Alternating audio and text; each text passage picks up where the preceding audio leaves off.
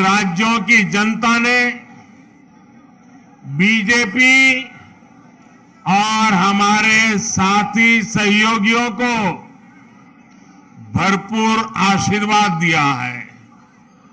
मैं आज त्रिपुरा, नागालैंड और मेघालय के बीजेपी कार्यकर्ताओं को भी बहुत बधाई देता हूं। दिल्ली में या हमारे अन्य इलाकों में बीजेपी का काम करना उतना कठिन नहीं है जितना नॉर्थ ईस्ट में है। वहां का कार्यकर्ता हमसे अनेक गुना मेहनत करता है और इसलिए वहां के कार्यकर्ता विशेष रूप से अभिनंदन के अधिकारी हैं। आज के नतीजे आप सभी भाजपा कार्यकर्ताओं की मेहनत का परिणाम है। साथियों, आज के चुनाव और इन चुनाव परिणामों में देश के लिए, दुनिया के लिए बहुत सारे संदेश हैं। आज के नतीजे ये दिखाते हैं कि भारत में लोकतंत्र और लोकतांत्रिक व्यवस्थाओं पर कितनी आस्था है, एक मजबूत आशावाद है। लोकतंत्र की राह पर चलते हुए हर शंका आशंका का समाधान हो सकता है, बदलाव लाया जा सकता है। एक समय था जब नॉर्थ ईस्ट में चुनाव होते थे, नतीजे आते थे तो दिल्ली में और देश के अन्य हिस्सों में उतनी चर्चा ही नहीं होती थी।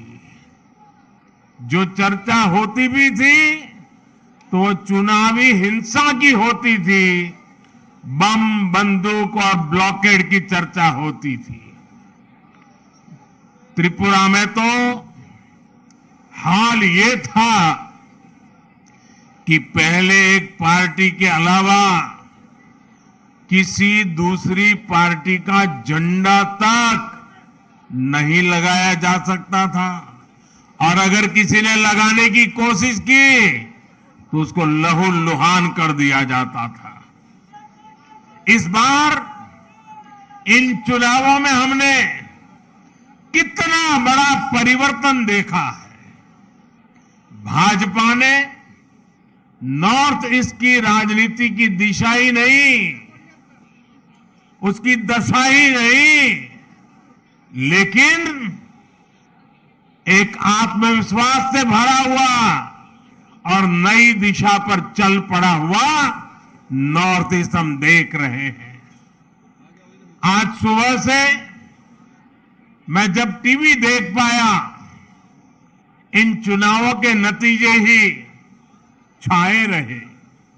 ये सिर्फ दिलों की दूरी समाप्त होने का ही नहीं, बल्कि ये नई सोच का प्रतिबिंब है। अब नॉर्थ ईस्ट न दिल्ली से दूर है और न ही दिल से दूर है।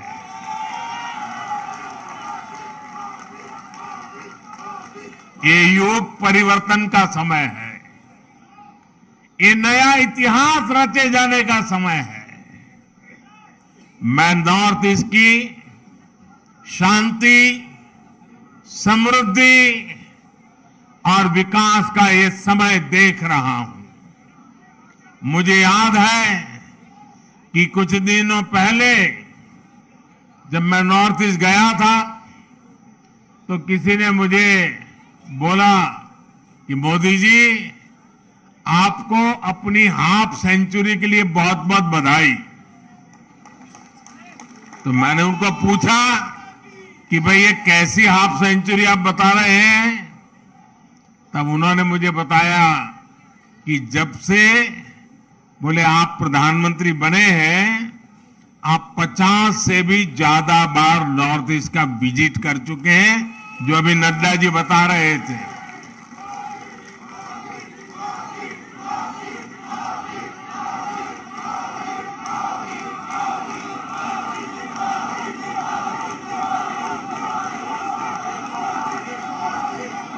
साथियों, सवाल बधाई का नहीं है, लेकिन जब एक नागरिक मुझे ये कह रहा था, तब मैं अनुभव कर रहा था कि जाने मात्र से इसके दिल को कितना सुकून मिल रहा है।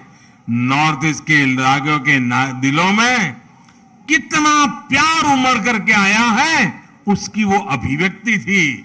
और तब मुझे लगता था कि मेहनत कभी न कभी तो रंग लाती है।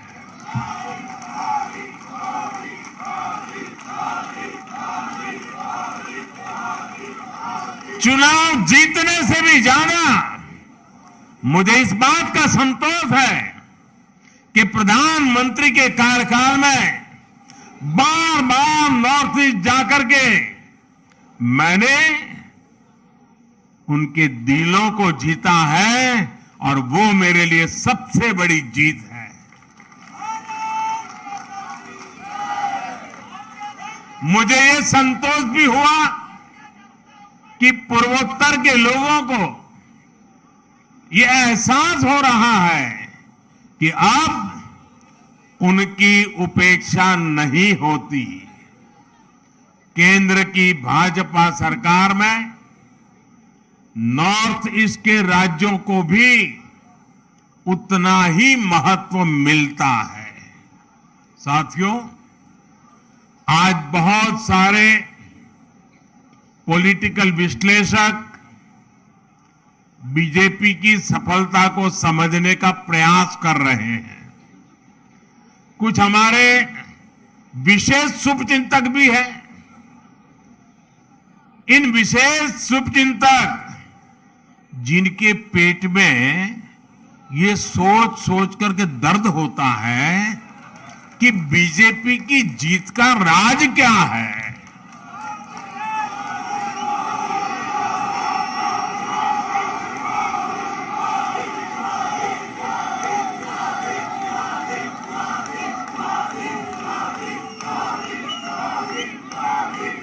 साथियों, मैं ज्यादा तो टीवी देख नहीं पाता हूं, लेकिन मुझे लगता है कि शायद अब तक मैंने देखा नहीं है कि ईवीएम पर कोई गाली पड़नी शुरू हुई है कि नहीं हुई है। लेकिन ऐसे हर शुभचिंतक को मैं बीजेपी की सफलता का रहस्य बताना चाहता हूं। भाजपा के विजय अभियान का रहस्य छिपा है त्रिवेणी में। त्रिवेणी यानी 3 धाराओं का संगम। इस त्रिवेणी की पहली शक्ति है भाजपा सरकारों का कार्य। इस त्रिवेणी की दूसरी शक्ति है भाजपा सरकारों की कार्य संस्कृति, और इस त्रिवेणी की तीसरी शक्ति है भाजपा के कार्यकर्ताओं का सेवा भाव।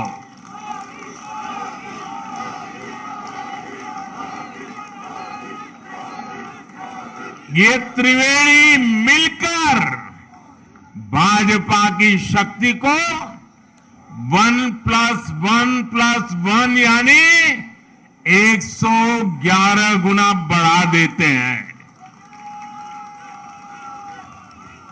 हमने देश को एक नई राजनीति दी है, राजनीति की एक नई संस्कृति दी है। हमने सबका साथ, सबका विकास, सबका विश्वास और सबका प्रयास एक नया विकास मॉडल देश को दिया है। हमारे काम के तौर तरीकों में कोई भेदभाव नहीं होता। हम सबके विकास में भरोसा करते हैं। हम सबके लिए सेवा भाव से काम करते हैं। हमारी प्रेरणा है एक भारत श्रेष्ठ भारत। भाजपा का विकास मॉडल देश हित को सर्वोपरि रखता है। हमारे लिए देश प्रथम है, देशवासी प्रथम है। साथियों, हमारे देश में हमेशा से एक और पॉलिटिकल मॉडल रहा जिसमें पहले ऐसा कहते थे कि जो दूरदृष्टा होते हैं, स्टेट्समैन होते हैं, वो आने वाली पीढ़ियों का सोचते हैं और पॉलिटिशियन के लिए कहा जाता था कि वो अगले चुनाव का सोचते हैं। तो मुझे किसी ने एक बार कहा तो मैंने कहा अब कहावत और बदल गई है। बोले क्या? मैंने कहा पहले जो स्टेट्समैन होते हैं वो अगली पीढ़ी के लिए सोचते हैं। पहले कहा जाता था कि पॉलिटिशियन अगले चुनाव के लिए सोचते हैं, लेकिन आज तो समय ऐसा बदल गया है कि पॉलिटिशियन दूसरे दिन के अखबार में क्या छपेगा इस पर ही सोचते रहते हैं। शाम को टीवी में उनकी तस्वीर आएगी कि नहीं, यही सोचते रहते हैं। और इसलिए जो आसान चीजें होती हैं, जो जरा मुंह में पानी छूट जाए ऐसी चीजें होती हैं और जिससे लोगों को आसानी से गुमराह किया जा सकता है, उसी मॉडल पर चलने की फैशन बढ़ रही है। राजनीति के इस मॉडल में कठिन लक्ष्यों को हाथ ही नहीं लगाया जाता था। तब समस्याओं को ऐसे टाल दिया जाता था जैसे उनका कोई अस्तित्व ही नहीं है, समस्या की तरफ देखना ही नहीं। ये पॉलिटिकल मॉडल कठिनाइयों का हल नहीं करता था, बल्कि लोगों के जीवन को लंबे समय के लिए कठिनाई में जीने के लिए मजबूर कर देता था। भाजपा ने इस अप्रोच को पूरी तरह बदल दिया है। हम सबसे कठिन चीजों को हल करने के लिए कठिन से कठिन मेहनत करते हैं और तमाम मुश्किलों के बावजूद समाधान के जो भी रास्ते मिले उन रास्तों पर चलने का ईमानदारी से प्रयास करते हैं। हम ये नहीं देखते कि इस काम को करना कितना मुश्किल होगा, बल्कि हम ये देखते हैं कि अगर हमने इस काम को नहीं किया तो लोगों का जीवन और कितना मुश्किल हो जाएगा। हमें दर्द होता है, हमारी नींद चली जाती है। नॉर्थ ईस्ट का उदाहरण ही हमारे सामने है। आजादी के 7 दशकों बाद भी नॉर्थ ईस्ट के हजारों गांवों तक बिजली नहीं पहुंची थी। साथियों, क्या 21वीं सदी में बिना बिजली की जिंदगी कोई कल्पना कर सकता है? पहले की सरकारों ने देखा कि वहां तक बिजली पहुंचाना कठिन काम है, इसलिए उन गांवों को अंधेरे में छोड़ दिया गया। नॉर्थ ईस्ट के लोगों को घर,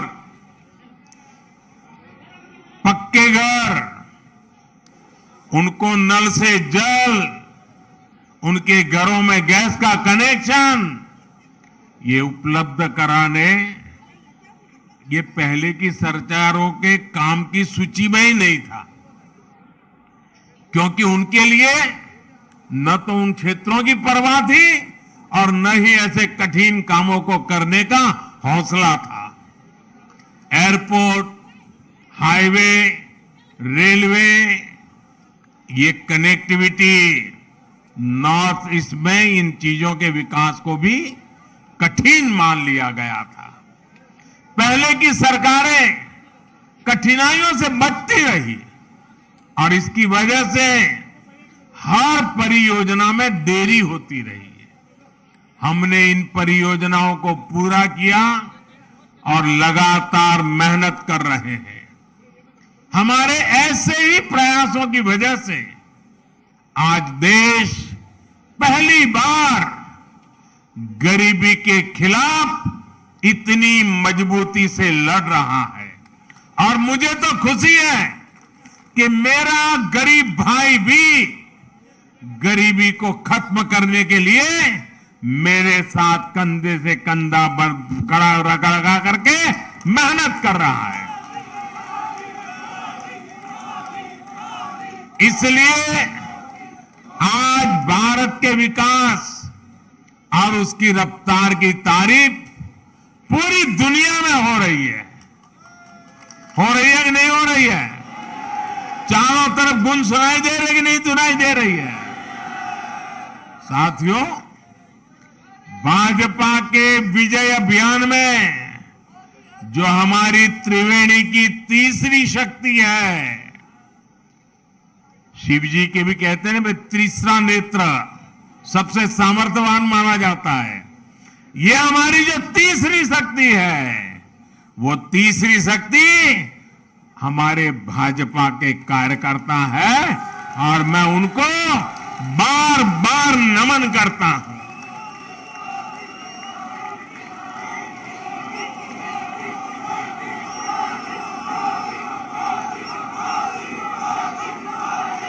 भाजपा के कार्यकर्ता का सेवा भाव अतुल्य है।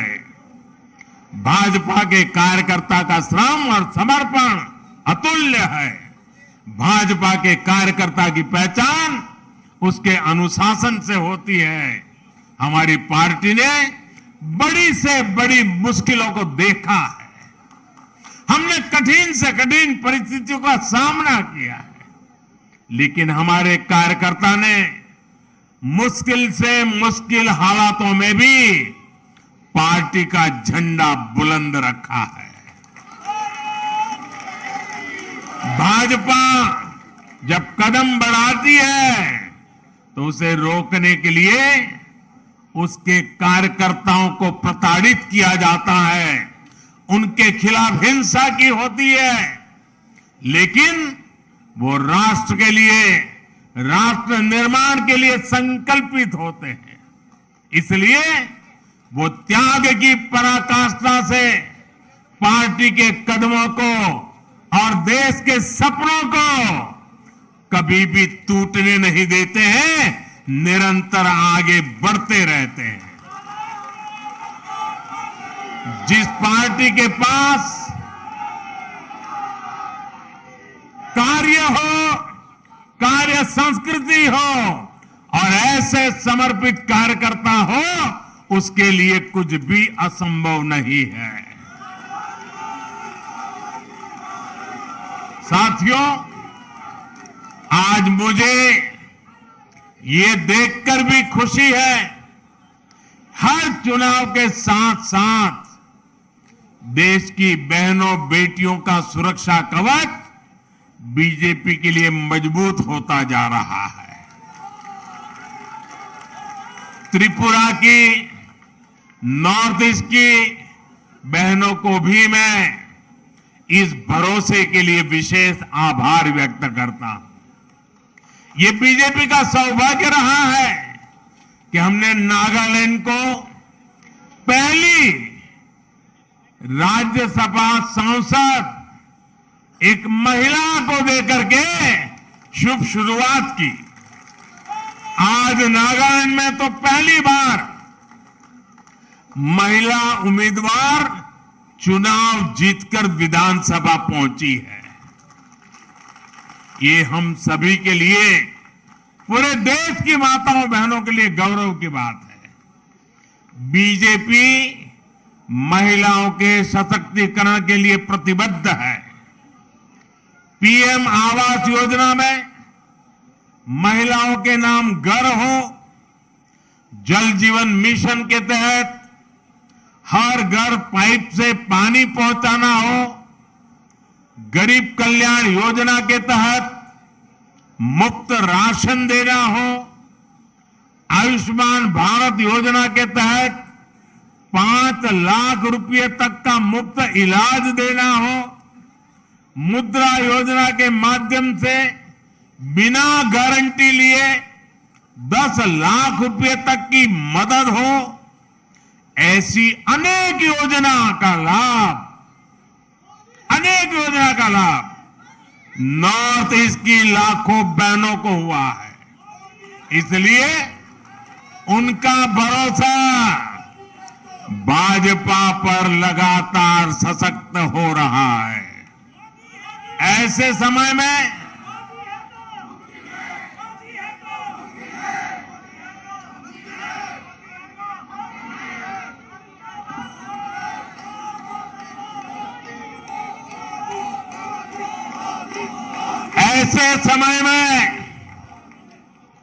जब कुछ लोग मोदी की कब्र खोदने की ख्वाहिश कर रहे हैं, जहां मौका पड़ता है कमल खिलता ही जा रहा है, खिलता ही जा रहा है।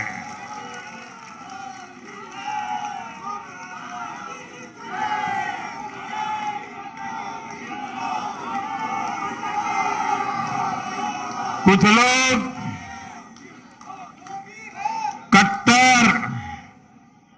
कट्टर की पहचान में लगे हुए हैं। वो हर काम बेईमानी भी कट्टरता से करते हैं।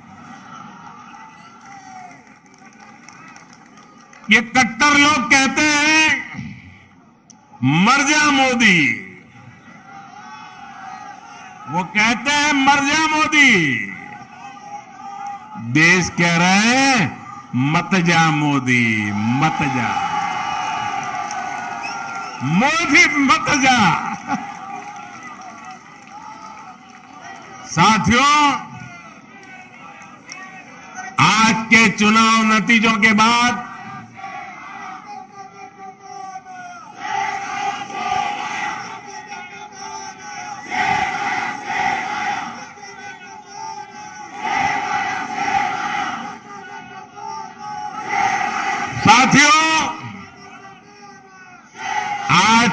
नतीजों के बाद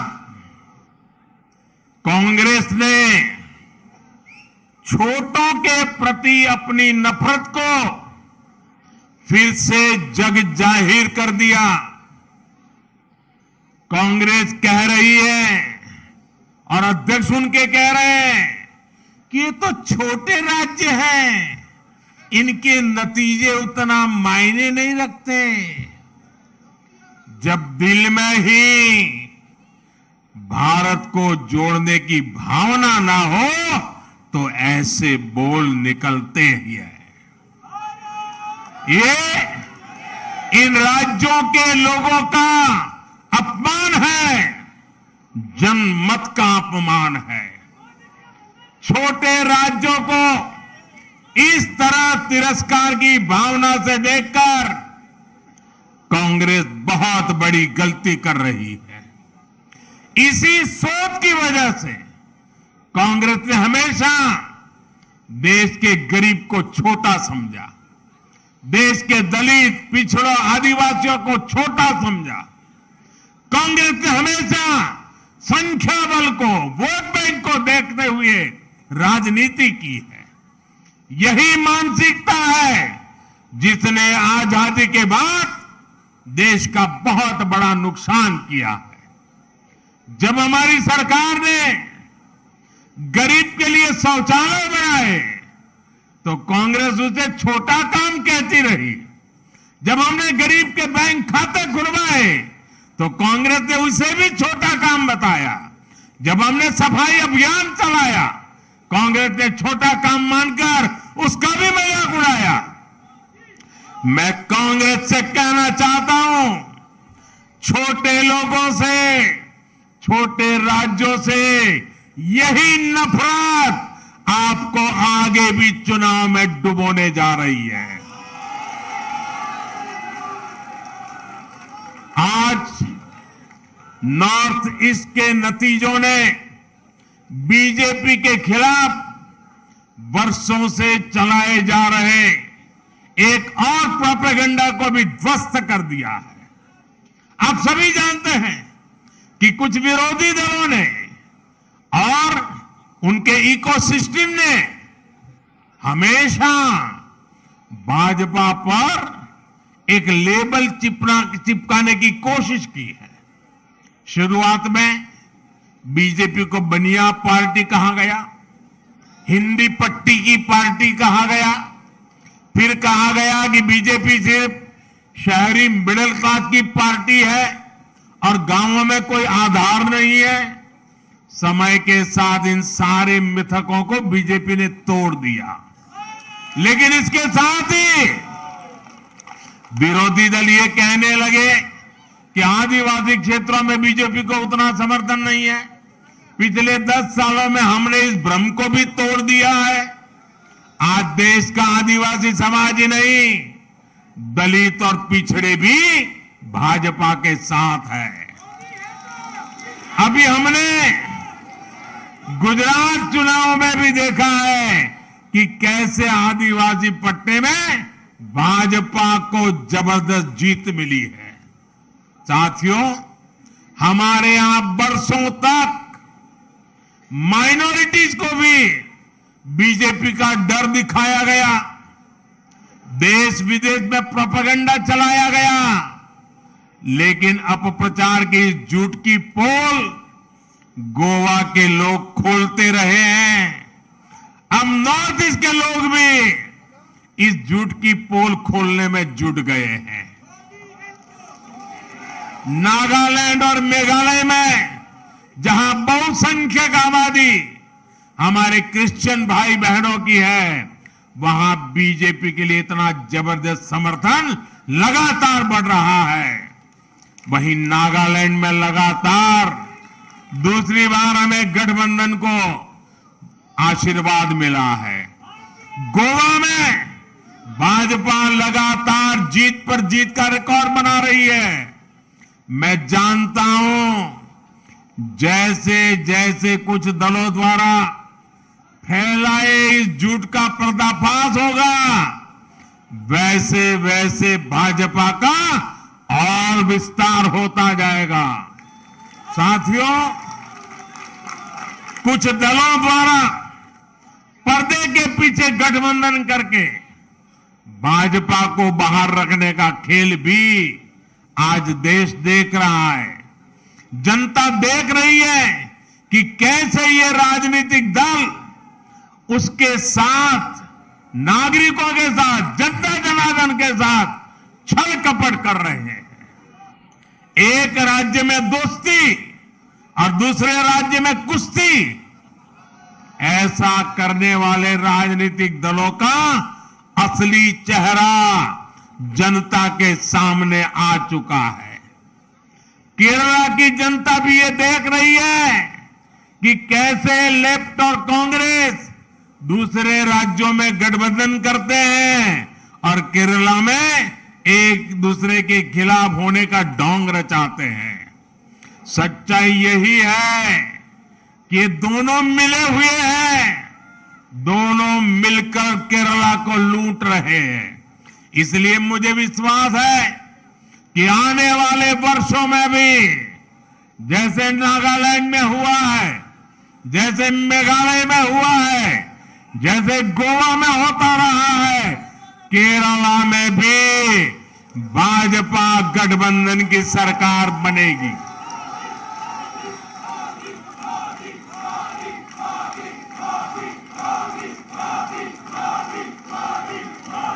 साथियों, नॉर्थ ईस्ट की विजय ने बाकी देश के कार्यकर्ताओं में भी ऊर्जा भर दी है। देश की जनता बार बार भाजपा पर भरोसा जता रही है। हमें विनम्र भाव से आगे बढ़ना है। हमें सभी को साथ लेकर चलना है। आजादी के इस अमृत काल में भारत को विकसित बनाने के लिए सबका प्रयास आवश्यक है। आइए यहां से हम दोगुनी ताकत से राष्ट्र निर्माण में जुट जाएं। त्रिपुरा, नागालैंड और मेघालय की जनता का मैं फिर से एक बार हृदयपूर्वक आभार व्यक्त करता हूं, उनका अभिनंदन करता हूं। बहुत बहुत धन्यवाद। भारत माता की, भारत माता की, भारत माता की, भारत माता की। बहुत बहुत धन्यवाद।